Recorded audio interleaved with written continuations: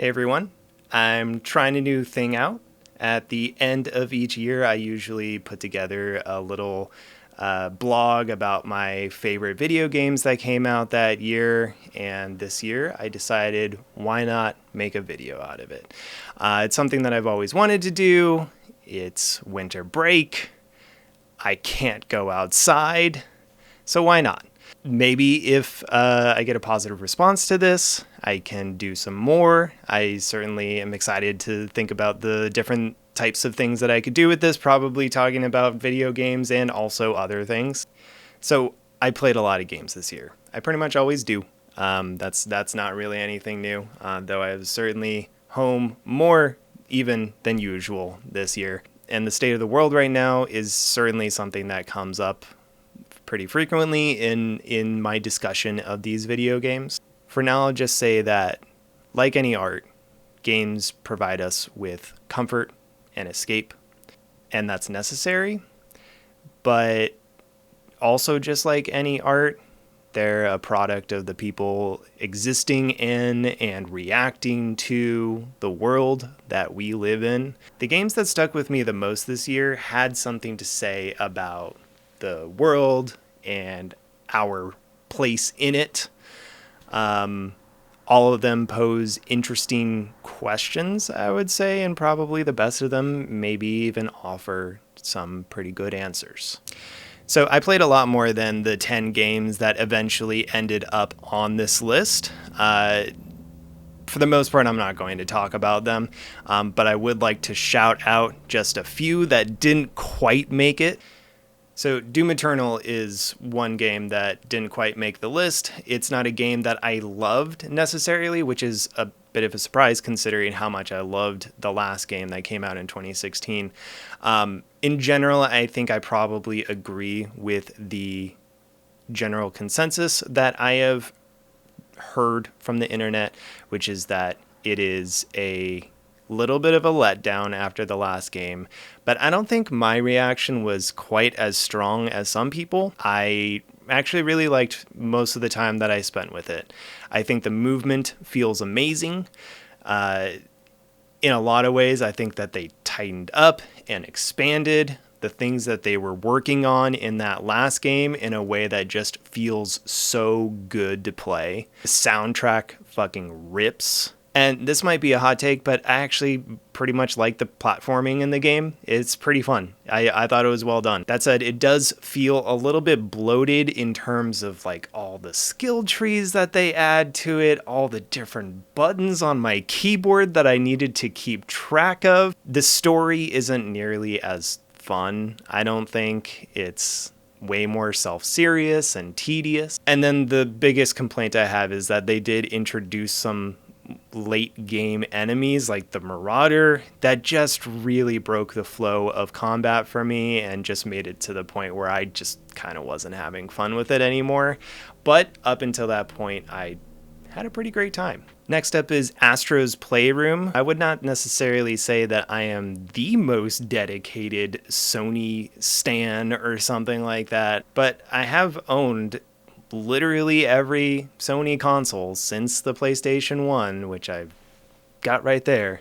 So I couldn't help but be charmed by all the nods that this game gives to games and peripherals and hardware of previous generations of PlayStation consoles. It's a great introduction to the DualSense, which is the new controller for the PS5. And it's also just generally a really delightful platformer. This game made for a fantastic introduction to the console and a really just great afternoon marathon that I spent playing through the whole thing. Next game is Spiritfarer. The art of this game is just beautiful. Kind of like you're playing a Studio Ghibli movie, which I guess is really kind of what Ni no Kuni is, but this is like the 2D version of that. The concept of this game, where you are taking care of souls of the dead people who are passing on to another life, and you're just making sure that they've got enough food,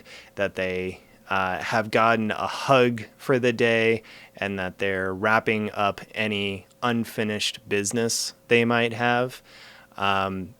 It's just really nice and heartwarming. I'll say that the game didn't quite have enough forward momentum to get me through the whole thing, but I did really enjoy the time that I spent with it. I also really enjoyed Resident Evil 3, which is a game that feels very old-fashioned in more than one way. Obviously, it's a remake of a PS1 game, but more than that, Resident Evil 3 Nemesis, the original game, came out a year after 2 did, which came out a year after the original Resident Evil.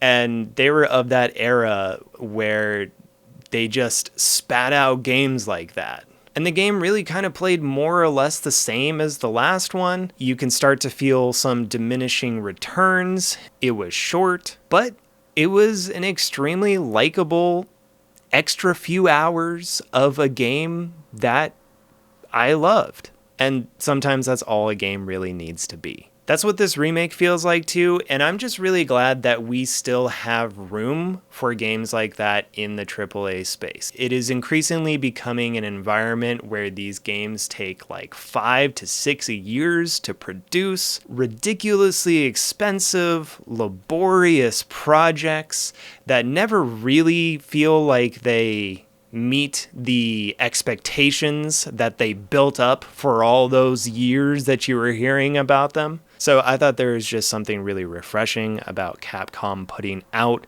this very low stakes little banger like this year. Last thing that I will say, anyone who followed my previous Game of the Year lists, which is probably about 3 people, knows how big of a fan I am of the Yakuza series. And the last several years, a game from that series, or Judgment, as was the case last year, have made it to my top 10. And this year, Like a Dragon did not make it to my top 10. Part of that is just that it's a long-ass game that only came out last month, and I just haven't put enough time into it. But there's also a reason that I haven't spent more time with it, which is really that it just hasn't quite grabbed me in the way that I hoped that it would.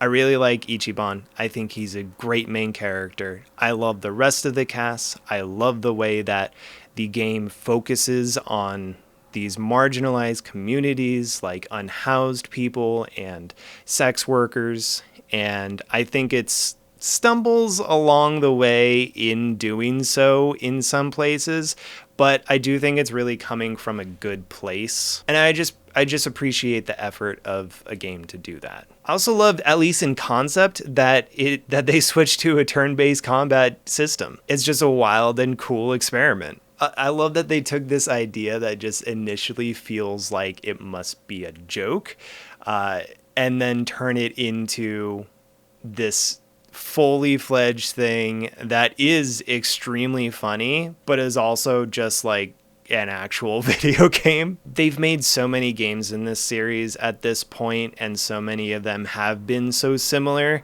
that it's just cool to see them take these big swings. That said, actually playing it is a bit arduous.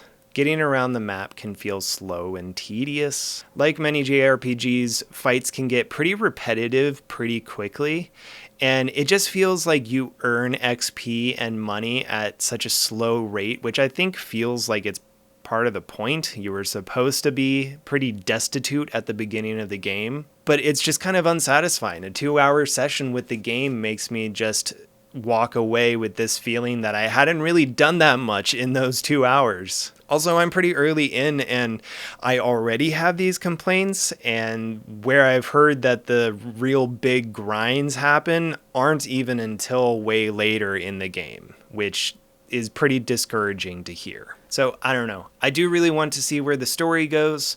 I love this series, so I am sure that at some point I am going to get to the rest of the game, but right now, I just don't quite feel like it, which is not what I expected to feel about this game. Anyway, without further ado, let's get to this list. I've got 10 games here, all of which I love more than the last. The first game in the number 10 spot is a game called Post Void. Look, it just wouldn't be an end-of-year list from me if I didn't include a twitchy indie FPS. Last year, I highlighted Amid Evil, and the year before that, it was Dusk. This year, as far as I'm aware, we didn't get any big releases like those, though there are some pretty exciting things coming from New Blood and 3D Realms next year. But we did get Post Void, a little game that didn't get much press and that I most likely would have missed if I didn't happen to be scrolling through new releases on Steam, as I sometimes do, and saw it for somewhere around $2. For a price like that, I figured, why not? And I was not disappointed. The game is technically a roguelike, but it's not incredibly challenging, and its handful of levels are by design very short. So I don't think it took me any more than 25 minutes or so of play to get to the end, but those 25 minutes were very exhilarating. Enough so that the game still stands out as one of the best I played all year. Post Void is an acid-fueled psych-punk rampage of a game about running as fast as you can down a hallway radiating with garish colors as you blast the heads off of enemies so rapidly you never even get a very good look at what it is you're shooting.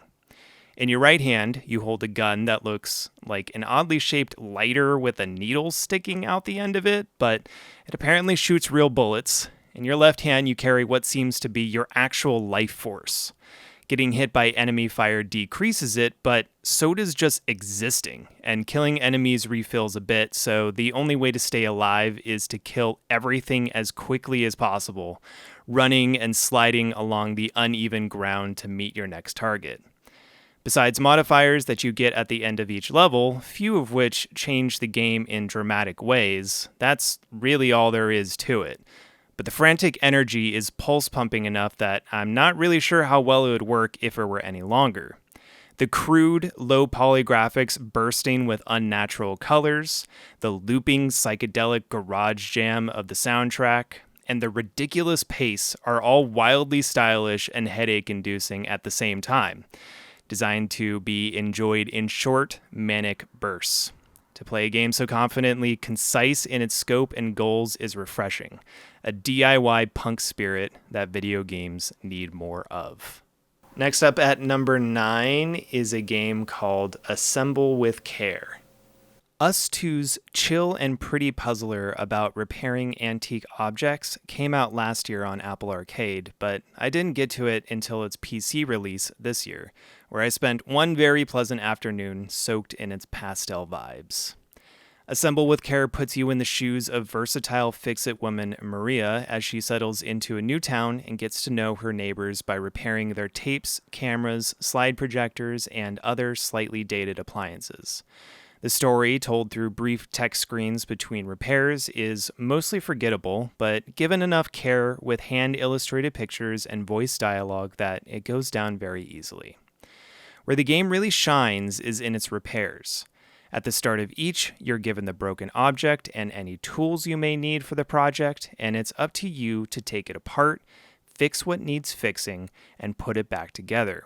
It walks a perfect line between giving you minimal directions and enough moving parts to keep you engaged as you figure it out, but a streamlined presentation, minimalistic enough that it keeps the pace breezy. It's not a repair sim, these aren't accurate recreations of real-life objects, and I never got lost or felt like I should be consulting a manual for the maintenance I was performing. It's a light puzzle game that gives you the sense of satisfaction in examining something's parts to figure out how it works.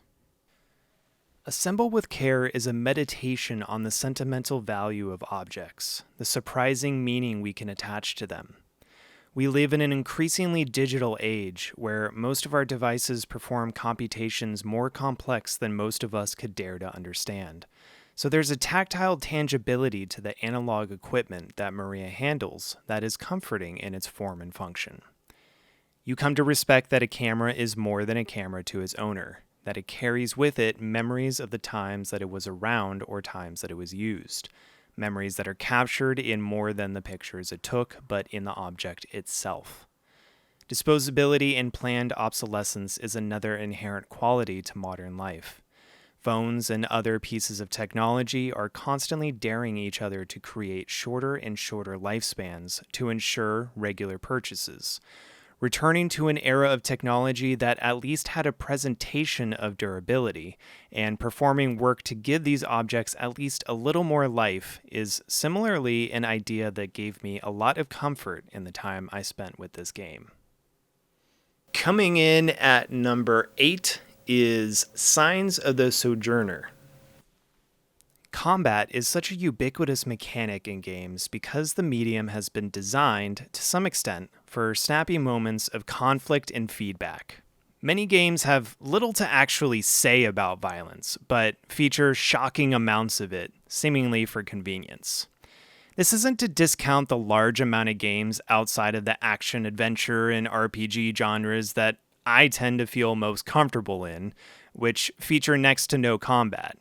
It's mostly a preamble to praise Signs of the Sojourner, a game that manages to find striking profundity in the exact kind of moments of conflict that most games choose to use combat as a shorthand for, but instead uses conversation as the major verb your character performs. The card game that these conversations center around is deceptively simple. All you have to do is match the shape on the card your conversation partner laid down with your own, signifying that you're understanding what they're saying and are adding your own input. This is easy at first when your whole deck only contains 2 shapes, and so do the decks of most of the people you're interacting with. But the further you venture out, the more you meet people with decks containing foreign shapes, and you must pick up cards with these shapes in order to not fail at conversation with them. Where it really gets tricky is when you go back home and find that your shapes, therefore the way you conceptualize the world around you, have become so different from the people you used to know that you start to feel alienated in your own home. It's a neat metaphor for the natural but tragic ways communication can break down among people with the best intentions, but the way the game is balanced can't help but feel a bit off to me. I understand how people can drift apart, and I think it's an admirable thing for the game to try and demonstrate, but I don't know how much I like the message that growing and understanding more of the world naturally makes you incompatible with your friends and family back home. At least, not when these ways of expression are presented as equally valid, but simply different. The game ended up falling apart for me in its back half, but the lesson that I walked away with about not being able to please everyone and choosing where you want to be able to connect with people in order for it to be genuine absolutely worked. Number 7 is a really lovely little game called If Found. Figuring out your gender identity can often feel like a process of erasing, scrubbing away a lifetime of essentialism that was fed to you, habits and behaviors you developed, relationships that couldn't survive your transition, traumatic memories that you'd rather just forget. It's fitting that the primary mechanic in this slick and affecting piece of interactive fiction is erasing. Using a mouse or a touchpad or your finger on your phone to erase the words and images on the screen. But it's also fitting every time you erase, something new appears underneath, because ultimately, this process isn't about eradicating. It's about clearing the way to find something new. The identity you've always felt inside, but were scared to reveal to yourself or to the world. New possibilities of living that you never considered. New friends that can become as close as family. If Found is a deeply personal work, but tremendously welcoming, as evidenced by its frequent footnotes that illuminate the Irish culture and slang Cassio is immersed in the year 1993. It could be heartbreaking and harrowing in its depiction of being young, queer, confused, and depressed. Estranged from her family, Cassio relies on friends to help her survive, and here it reveals itself to be equally warm and hopeful, with a healthy faith in the bonds that can save us. Its beautiful, detailed presentation mixes sketches and scribbled journal entries with effectively timed bursts of color and music. But the thing from the 2-hour experience that sticks with me most is its empathetic plea for human connection that transcends traditional relationships. Whatever else this game is, it's an ode to the ride or dies, the people who accept and love us at our lowest, who refuse to give up on us, and will get us through anything. Number 6 is a game that I streamed a lot of this year and had a really fun time doing that. It's Paradise Killer. This game is, in some ways, an amalgam of genres and styles that separately feel familiar and staid, but that, put together in a cohesive package, feel shockingly fresh. It's part Danganronpa / Phoenix Wright style murder mystery investigation and part walking simulator, open-ended exploration game not entirely unlike last year's brilliant Outer Wilds, painted with a bold vaporwave aesthetic, given a funk / city pop soundtrack that utterly slaps, and injected with wildly extra but admirably self-serious lore that goes deep into the history of this paradise island designed for communion with alien gods and human sacrifice, giving each character a complex role, motivation, and personality within this absurdist dystopia. It's that last part that I think really makes this whole thing work. Just consider some of the fucking names that people have in this game. Your character is named Lady Love Dies. Then there's Dr. Doomjazz and Lunatic Pope and Crimson Acid and One Last Kiss. It would be easy to imagine the game treating these characters and this world as the joke they very nearly read as on paper. But the whole thing is presented with a straight face and is very clearly meant to be taken as a sincerely thought out world. Almost too much so. Conversations with characters tend to get long-winded and delve into high-concept sci-fi fantasy weirdness at the same time that they're primarily meant to function as providing clues and evidence for the council murder you're tasked with solving. Towards the end, as I headed into the trial, I had so many seemingly disparate pieces of dirt on every character that I wasn't entirely certain where I stood with most of them. The game resolves in a pretty satisfying way, even if it left me wishing I had done things somewhat differently. The way the game lets you choose your version of the facts by presenting different evidence leaves that final sequence feeling impressively open-ended. I'd love to go back and figure out how differently I could have made things turn out. The game in the number 5 spot is one that is very important to me, the Final Fantasy VII Remake. There is no other game I put more time into as a kid than Final Fantasy VII, except for maybe the other two PS1 FF games. The music, the characters, and the themes are very simply carved into my soul. They forever shaped my tastes and my political ideals. It doesn't matter how many times I've heard them, either from my many replays of the game or from frequent OST listens. It's still impossible for me to hear Aerith's theme or Tifa's theme without tearing up. Even just thinking about what the original game means to me is making me emotional right now. My experience isn't unique. Many people feel the same way I do, and many similarly claim FF7 to continue to be the greatest game of all time. I can't even say I disagree, but the years have left me with a fair bit of perspective about the hyperbolic way people speak about this thing. Yes, it does mean more to me than I can really describe, but it's also ultimately just a product of its time. A game that relied on inspired music and art design to make up for its uncomfortable use of stereotypes, or gameplay that, like many older JRPGs, can become repetitive and tedious long before the game is over. So, the release of this, Tetsuya Nomura's first chapter in an absurdly ambitious attempt to make multiple remakes out of FF7, a game that makes a full 40-hour experience out of what was essentially the original game's prologue, filled me with an anxiety and excitement probably no game ever has. Prior to its release, it was hard to conceptualize it actually being a real thing, and even now, months after having completed it, I still have a certain difficulty accepting the reality of it. I think on some level, I really thought that this game was going to suck. That it was going to whiff on the radical politics of the original or embarrassingly adhere to the aspects of it that have aged badly. And by some combination of faithfulness and revisionism, would rehash conversations of how overrated the original really is. What it did instead genuinely surprised me. It's not as though there aren't aspects of the exact fears I had in this game, but they're so minor or treated in such a novel way that it's difficult to view them as flaws in the face of this.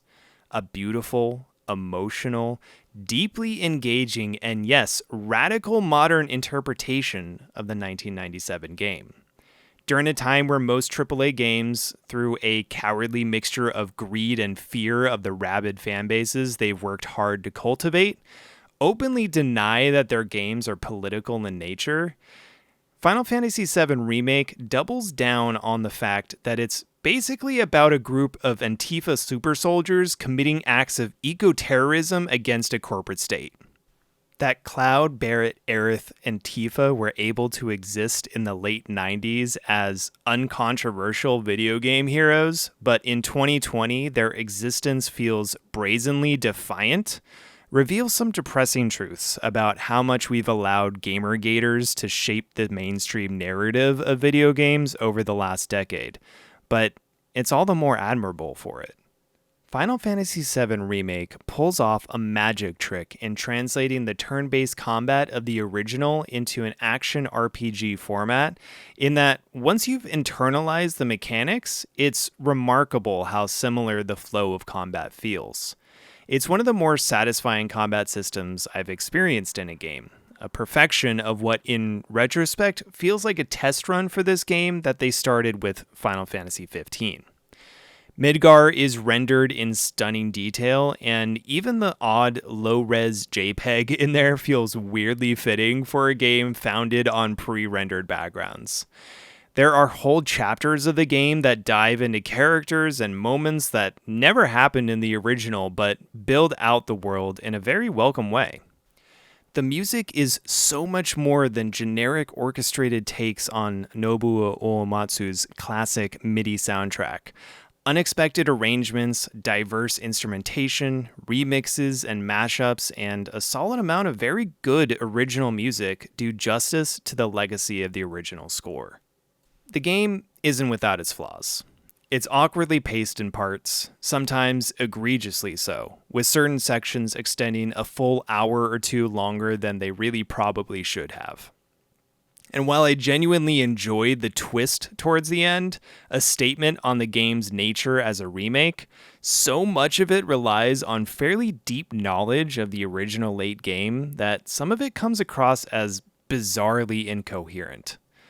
None of this, though, stopped me from blowing through the whole thing in just a little over a week in a blurry emotional binge, or from now anxiously awaiting the next chapter, whatever it ends up being and however long it takes to release.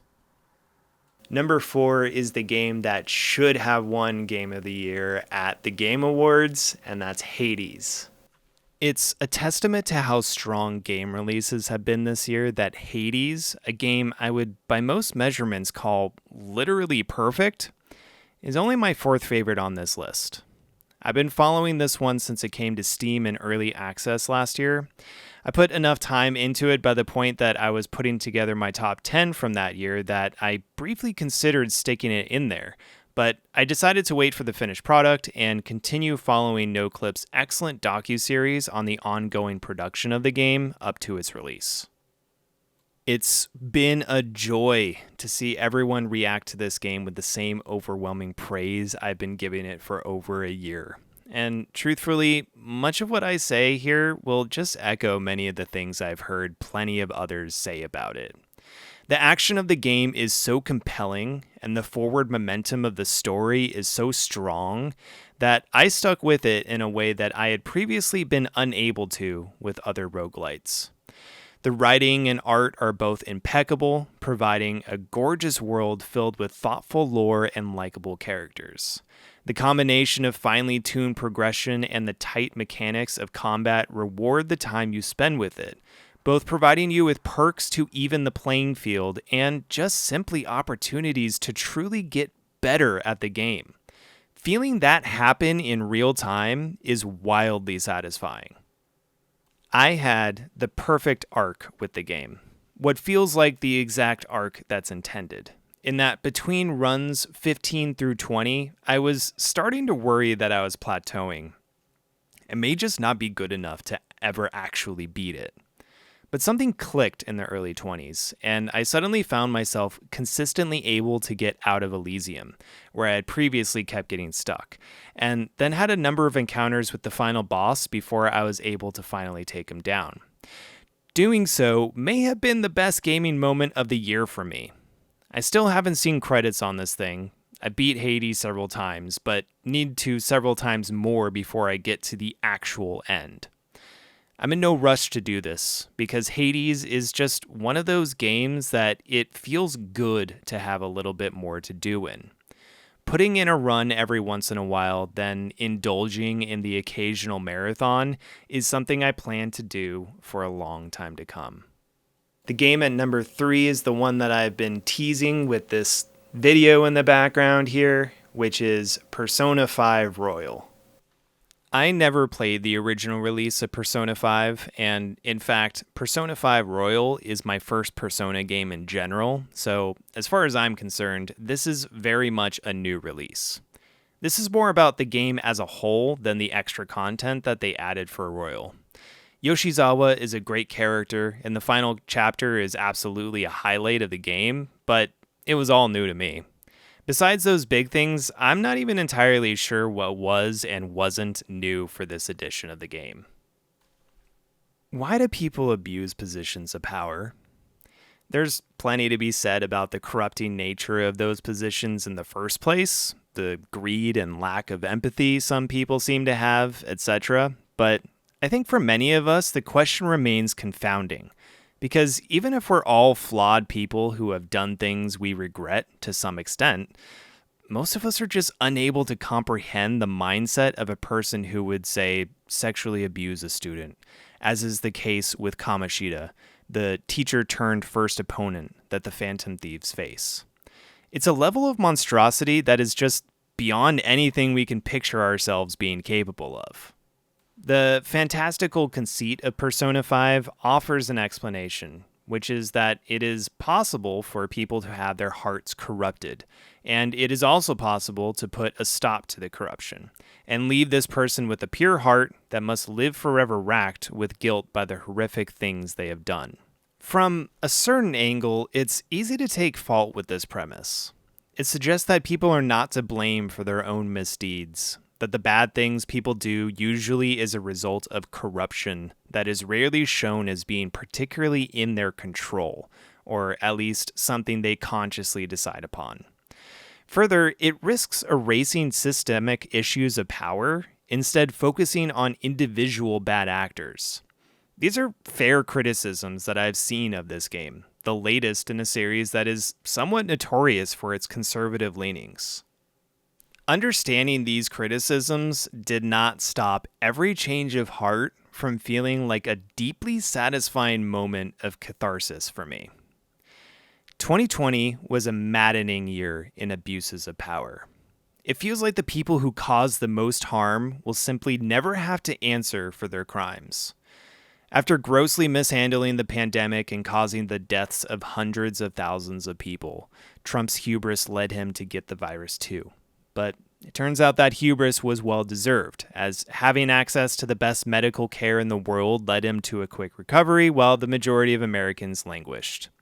He finally got elected out, and even now he's refusing to leave. And though it's unlikely he'll be successful in the coup he's trying to pull, it's similarly unlikely that he'll ever face legal repercussions for the unquantifiable suffering he's responsible for, let alone feel anything resembling guilt or regret about it.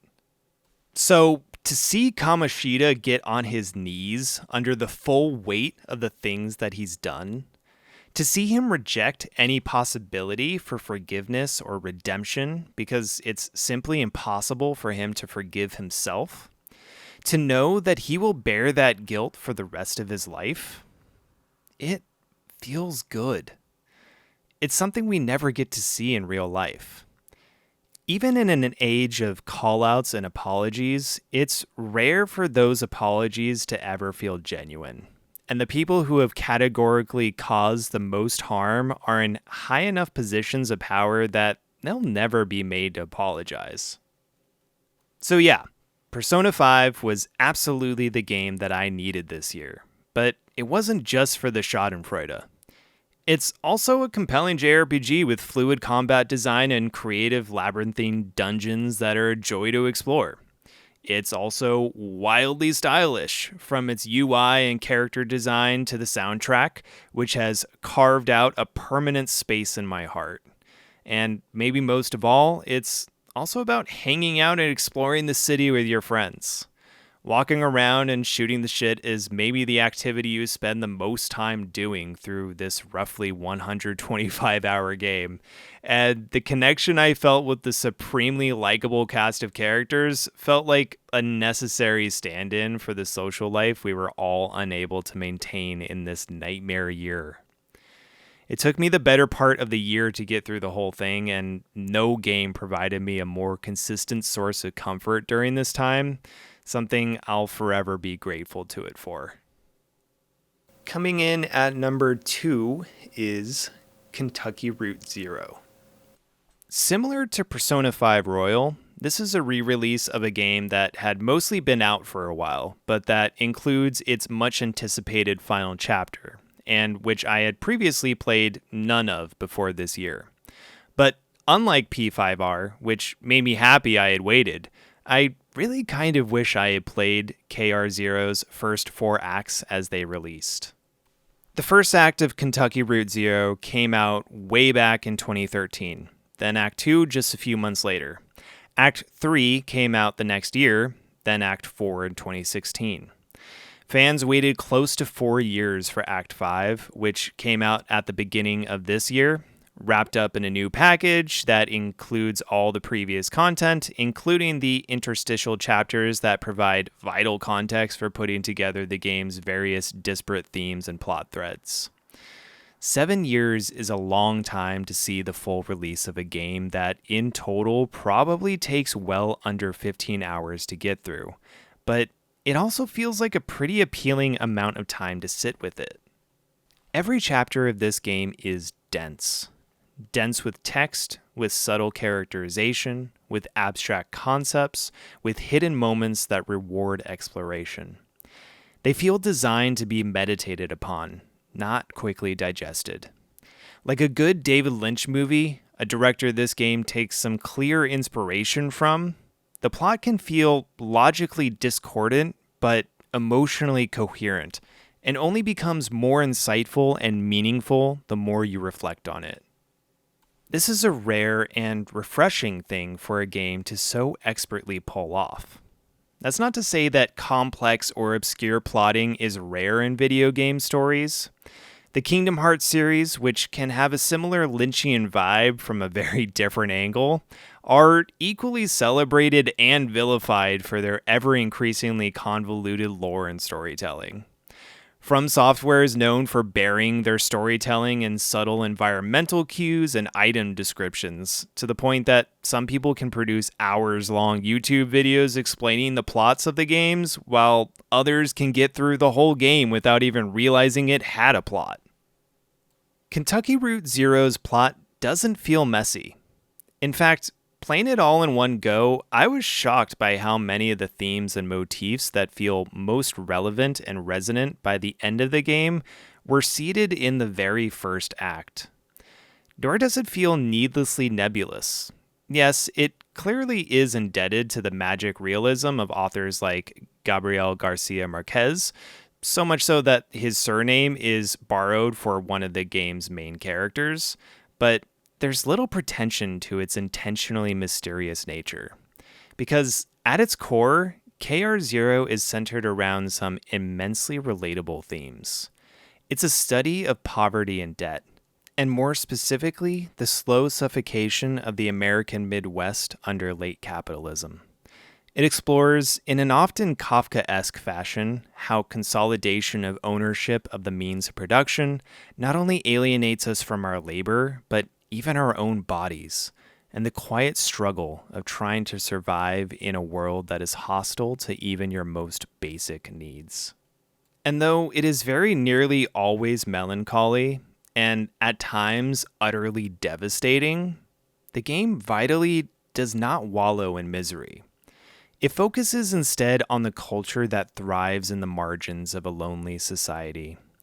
An orphan and his giant eagle brother. Traveling musicians who may or may not be actual robots. A whole society of people that live on and around a mythical river. A town with no roads, where the horses run wild and are treated as neighbors. The game traffics in both subtle references to disproportionately evocative ideas and the occasional set piece of pure transcendent beauty, such as Act Three's barroom performance, a moment that still gives me chills whenever I think about it.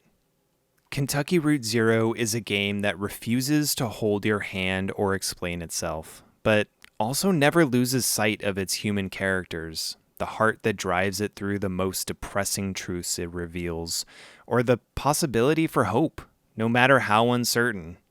It's the rare game whose novelesque writing stands equal to the film and literature it takes its cues from, but is careful never to imitate.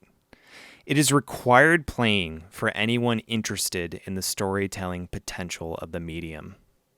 Lastly, the game in the number one spot, my personal game of the year, is Umurangi Generation.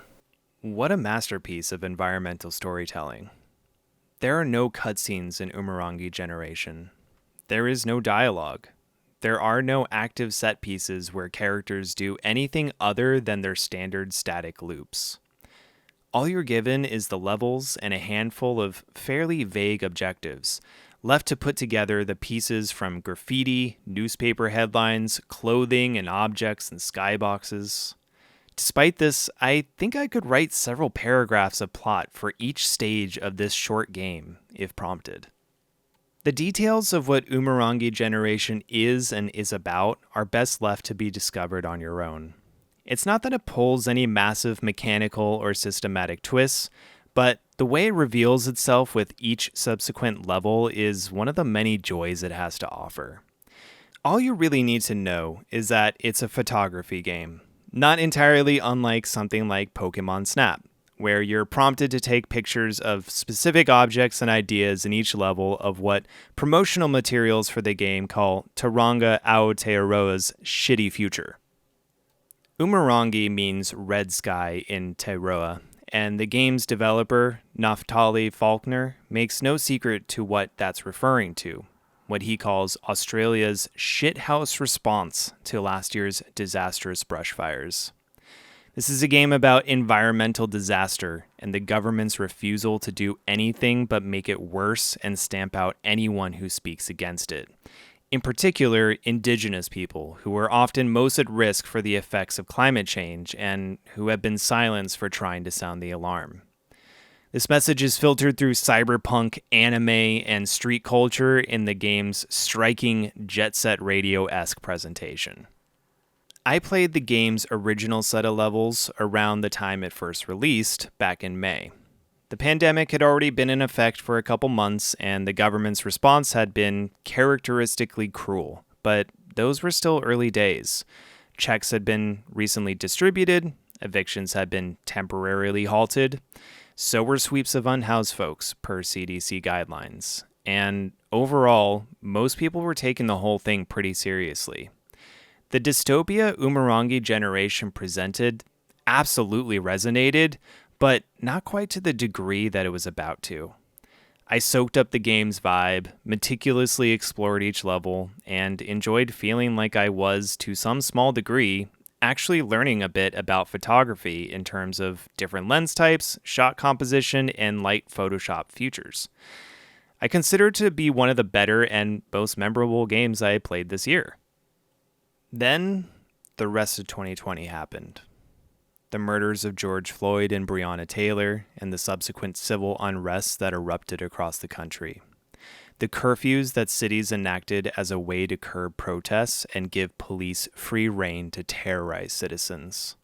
The growing calls and mainstream conversation for defunding the police. The opening up of businesses, sending most people back to work with next to no adequate protections against the virus that had gone absolutely nowhere in those first couple months, the government pretended that it was doing anything about it. The shocking death toll of COVID still rising exponentially. The election, the celebrations in the streets at the electoral defeat of Trump, even though we knew he wasn't going to give up his seat willingly, and that the people who will eventually take over aren't any demonstrably less pro-cop or pro-corporation than the fascists. Somewhere within that time, the west coast of the United States was engulfed in flames from out-of-control climate change-fueled wildfires. Here in Los Angeles, the skies were a sickly yellow for at least a couple weeks, but a deep red seemed to shade nearly the entire Pacific Northwest, reflecting the red skies of Australia that gave this game its name. Macro, the first DLC for Umurangi Generation, came out in November, barely 6 months after the release of the original game. But the world had changed. All of us had changed from the trauma of living through this moment of history. The conflict the game presents, of an existential threat to humanity and a government's decision to come down harder on already marginalized citizens than on the threat, felt more shockingly relevant and vital than ever. The new levels doubled down on the best elements of the environmental storytelling, putting us in the middle of a futuristic arcade, a military hangar, a protest turning violent. I suddenly realized that it's hard to think of a game more fitting for this year. Always centralized in the environments of Umurangi Generation is the counterculture. You don't see any government officials.